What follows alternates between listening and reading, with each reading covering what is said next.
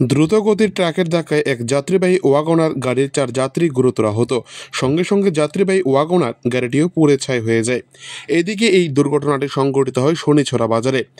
ঘটনার বিবরণী প্রকাশ শুক্রবার দুপুর 2টা নাগাদ শনিছড়া প্রাথমিক স্বাস্থ্য কেন্দ্র থেকে চিকিৎসা শেষে ES01BP 8349 নম্বরে একটি ওয়াগনার গাড়ি নিয়ে শনিছড়া বাজারে গিয়ে দাঁড়ায় গাড়িটি।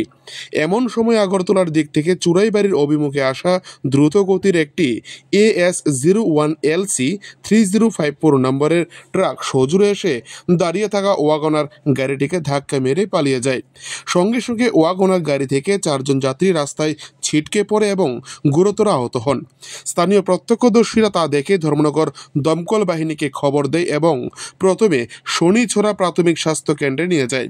পরে অবস্থার অবনতি দেখে ধর্মনগর জেলা হাসপাতালে স্থানান্তরিত করা হয় আহতদের।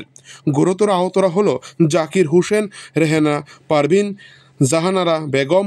বর্তমানে জেলা হাসপাতালে তাদের চিকিৎসা চলছে।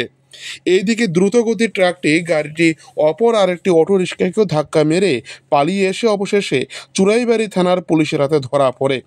জানা যায় ধৃত চালকের নাম সঞ্জিত দেবনাথ, তার বয়স 39 বছর। তার বাড়ি ধলাই জেলার মনু থানাধীন করমছড়া এলাকায়। কিন্তু কী কারণে সে এই ঘটনা সংঘটিত করল তা জানা যায়নি। অপরদিকে ওয়াগনার গাড়িটি সঙ্গে সঙ্গে আগুনে ভস্মীভূত হয়ে যায়।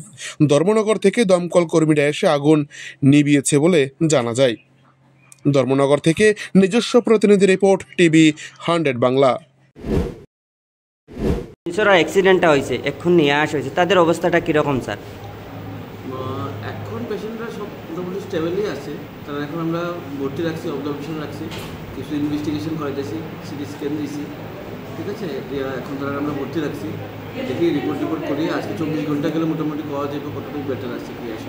স্যার এদের মধ্যে কেউ কি মানে সিরিয়াস কন্ডিশন আছে না সবাই মোটামুটি? এখন মোটামুটি সবাই স্টেবল, এখন পর্যন্ত স্টেবল আছে, ঠিক আছে। আমরা দেখি সবাই এখন ভর্তি করছি, আমরা 4 জন পেশেন্টের মতো আসছিল, তারা শনিছড়া থেকে রেফার হয়ে তারা আমরা ভর্তি রাখছি। ঠিক আছে স্যার, ধন্যবাদ স্যার।